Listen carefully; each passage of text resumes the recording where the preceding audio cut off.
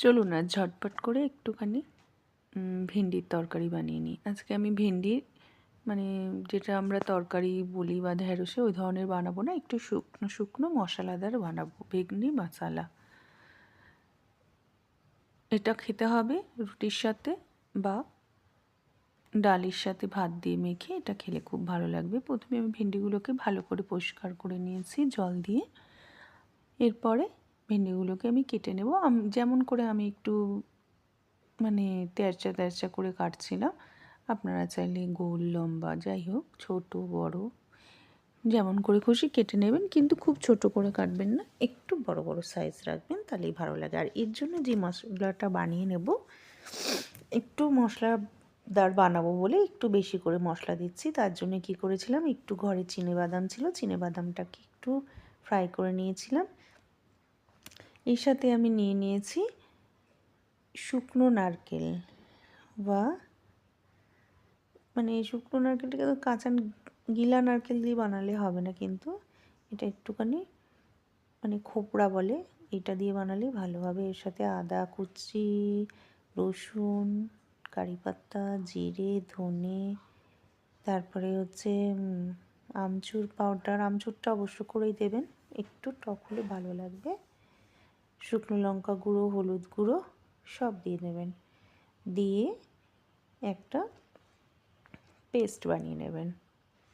বাদাম নারকেল এগুলো আছে তো, এর মধ্যে একটু টেস্টটা পুরো অন্যই হবে। যদি কখনো খেয়ে থাকেন, এটা আমচুর পাউডার হ্যাঁ দিচ্ছে, যদি কখনো এমনি করে বানিয়ে থাকেন দেখবেন একটু অন্যরকম টেস্ট হবে। আর এই টেস্টটা কিন্তু সত্যি খুব ভালো লাগে খেতে।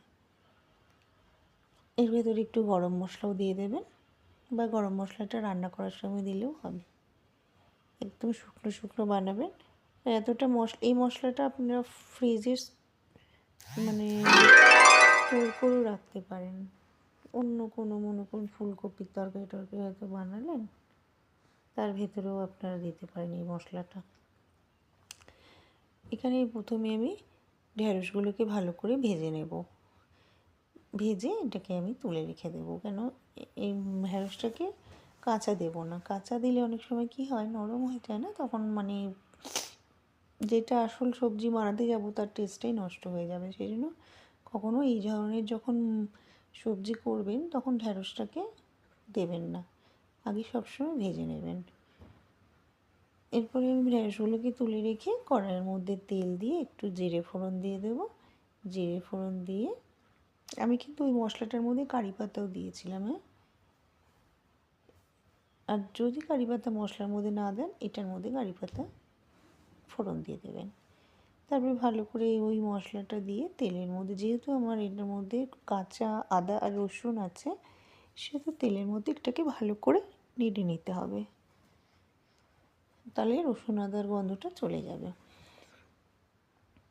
তো এটাকে ভালো করে, একটু বেশি তেলও দিতে পারেন, আমি কম তেল দিয়েছিলাম, কেন নারকেল তেল না তেল টেনে দেয়, তাই জন্য একটু বেশি তেল দিলেও হবে। বেশি তেল ইচ্ছা করেই দিইনি, কারণ বাদাম টাদাম সব কিছু আছে তো, ওই জন্য তেল আর দিইনি। একটু জল দিয়ে দিয়ে ভালো করে কষিয়ে নেব। একটা কথা বলছি, যদি কখনো তেল কমে রান্না করেন না, তেল কম ঠিক আছে, কিন্তু তার ভিতরে কিন্তু একটু যখন মশলা কষাবেন না, জল দিয়ে অল্প অল্প জল দিয়ে কষাবেন। একদম তেল ছাড়া এদিকে জলও নেই, তাহলে কিন্তু মশলা পড়ে যেতে পারে। যাই হোক, এবার আমার ভেজে রাখা ভেন্ডিগুলো আমি দিয়ে দিলাম, নুন টুন সবই দেওয়া রয়েছে এর ভেতরে, দেখলেনি তো, কিছু আর দিতে হবে না। হয়ে গেল আমার সবজি, কিচ্ছু মানে দেরি হবে না, শুধু একটু মশলাটা একটু জোগাড় করতে যা দেরি হবে। যাই হোক, হয়ে গেল। এবার সম্পূর্ণভাবে রুটি আমি মানে রেডি হয়ে গেল, আর পাশেই আমি রুটি করে নিয়েছিলাম ভেন্ডির সাথে সাথে। এবার আমি এটাকে রুটি দিয়ে, সকালের ব্রেকফাস্টেই আমি এটা বানিয়েছিলাম সেদিনকে, যে আজকে এটা খাবো। রুটি দিয়ে খেতে ভালো লাগে। যদি আপনারা রাত্রে খান, রাতেও রুটির সাথে খেতে পারেন, বা দিনে ডালের সাথে ডাল ভাত করলে এটার সাথে খেতে ভালোই লাগে। আর আমার রেসিপি এতক্ষণ দেখার জন্য আপনাদের অনেক অনেক ধন্যবাদ। আর একটা করে আমার চ্যানেল বুলবুলস রান্নাবাটিকে একটু ভালোবাসা দিন, সাবস্ক্রাইব করে দিন, তাহলে আমার খুব ভালো লাগবে। তাহলে আজকে আমি যাচ্ছি। ধন্যবাদ।